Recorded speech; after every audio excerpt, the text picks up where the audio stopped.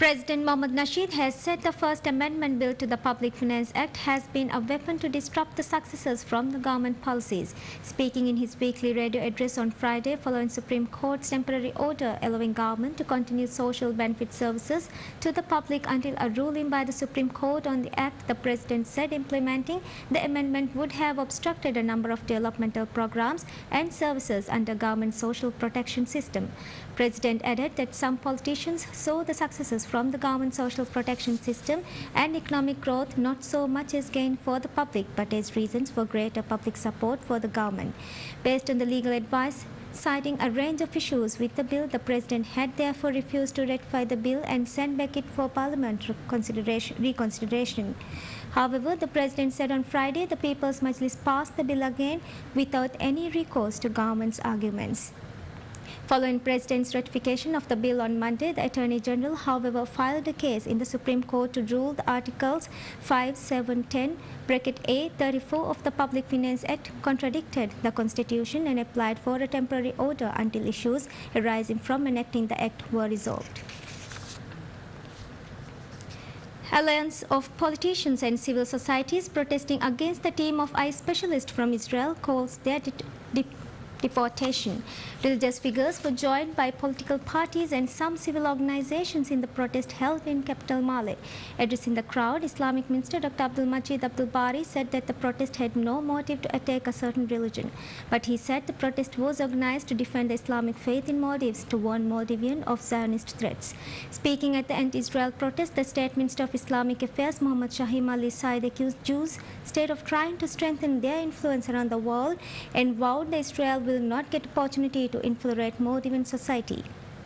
Shahim also warned the government to bring an end to which he called an anti-Islamic stance. He warned if the government does not consider their cause, the alliance will launch direct action against the government. Anti-Israel marches and demonstrations were seen in Maldives this week since the arrival of the team of doctors from humanitarian group I from Zion. The doctors were scheduled to conduct several surgeries on about 2,000 people who registered to consult them. Mandu College organizes a Children's Eve to promote the education opportunities at the college for the year 2011. Organizers informed that the focus of the event was to promote the courses introduced to primary grade students. These courses in Information Technology and Communications target for primary grades will begin on 1st February. The college used the opportunity to promote other courses offered at the college. The college informed that seats are available in all the classes scheduled for 2011. Mandu College will be introducing a degree course in primary teaching and the enrollment will begin in 2011. The deadline for application is 31st January.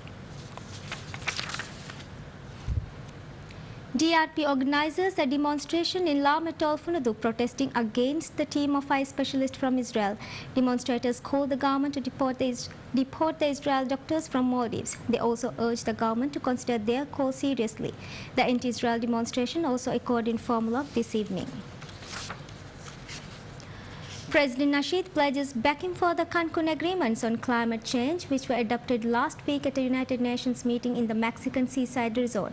In a letter sent to Mexican President Felipe Calderon, President Nasheed said that the Maldives strongly supports the Cancun agreements and expressed hope that the decisions in Cancun will form the basis of a new legally binding treaty to tackle climate change. The Cancun agreements build on the success of the Copenhagen Accord, which was brokered at the UN Climate Summit in the Danish capital last year.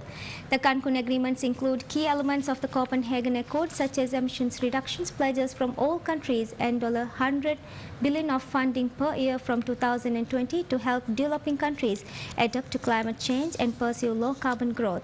The President congratulated President Calderon for his government's remarkable achievement in successfully brokering the balanced package of decisions now known as the Cancun agreements. The President's letter said that the COP16 climate change meeting in Cancun had restored faith in the UNFCCC process. The President welcomed in particular the inclusive and transparent manner in which the Mexican government organized the talks and the strong leadership shown by Mexican Foreign Minister Ms. Espinosa acting as the president of the COP16 talks. President Nasheed noted that the Cancun agreements reflect the Maldives' view that all countries share the responsibility in tackling climate change and developed countries should help developing countries shift towards low carbon development. The president said he was delighted that this progressive and cooperative outlook underpins the Cancun agreements.